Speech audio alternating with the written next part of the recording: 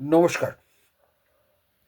অনেকেই জিজ্ঞেস করছেন যে উচ্ছেদের মামলায় প্রিমিস টেনেন্সি অ্যাক্ট অনুযায়ী যারা কোর্টে ভাড়া জমা দিচ্ছে তাদের অকুপেশন চার্জ দিতে হবে কি হবে না। দেখুন, অকুপেশন চার্জটা প্রিমিস টেনেন্সি অ্যাক্টের মামলায় খাটবে না স্যুট চলাকালীন, কারণ সে অলরেডি ভাড়াটা কোর্টে জমা দিচ্ছে।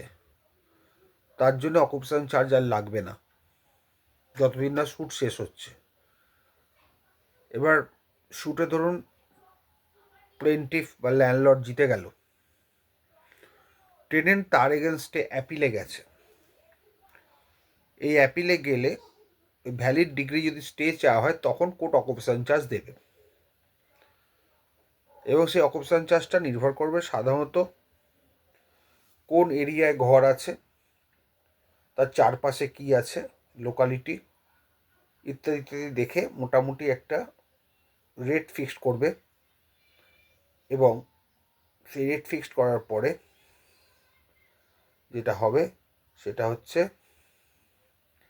কোর্টের ওপর নির্ভর করবে, এরিয়া, লোকালিটি, ঘরের সাইজ ইত্যাদি ইত্যাদি হচ্ছে ক্রাইটেরিয়া। এখন দেখা যাক, যদি ধরুন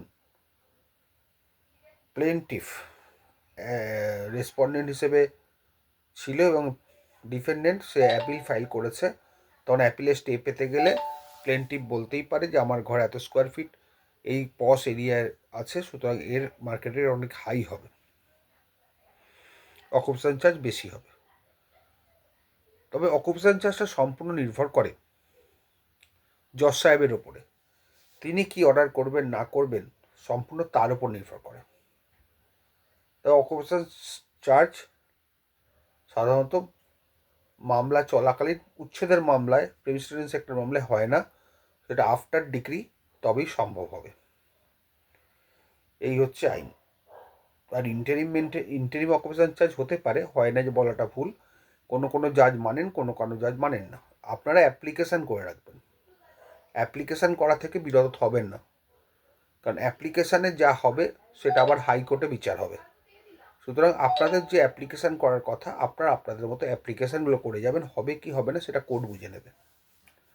এটাই হচ্ছে মূল বক্তব্য। আর অকুপেশন চার্জ ভাড়ার সঙ্গে কোনো সম্পর্ক নেই। ভাড়া যদি 1 টাকায়, অকুপেশন চার্জ 10 টাকা হতেও পারে। সম্পূর্ণ নির্ভর করছে মেরিটের ওপরে, জায়গার ভ্যালুর ওপরে, এবং কি পারপাসে ইউজ হয় তার ওপরে। এইগুলো দিলে জজের সাহেবের কাছে, তবেই তিনি অকুপেশন চার্জ ফিক্সড করেন। অকুপেশন চার্জ হলে স্টে হবে, স্টের পরে যদি অকুপেশন চার্জ দিতে ফেল হয় তাহলে স্টেটা অটোমেটিক্যালি ভ্যাকেট হয়ে যায়। এইভাবেই অর্ডার করা থাকে যে অকুপেশন চার্জ দিয়েছি বলে স্টে হবে, হিয়ারিং হবে। আবার স্টে যদি অকুপেশন চার্জ থেকে কম হয়ে যায়, বা অকুপেশন চার্জ যদি দেখা যায় যে খুবই কম, সেক্ষেত্রে অনেক সময় ল্যান্ডলর্ড সেটা নিতে চায় না, বলে মামলাটা তাড়াতাড়ি শেষ করে দিতে ভালো। এই হচ্ছে ব্যাপার।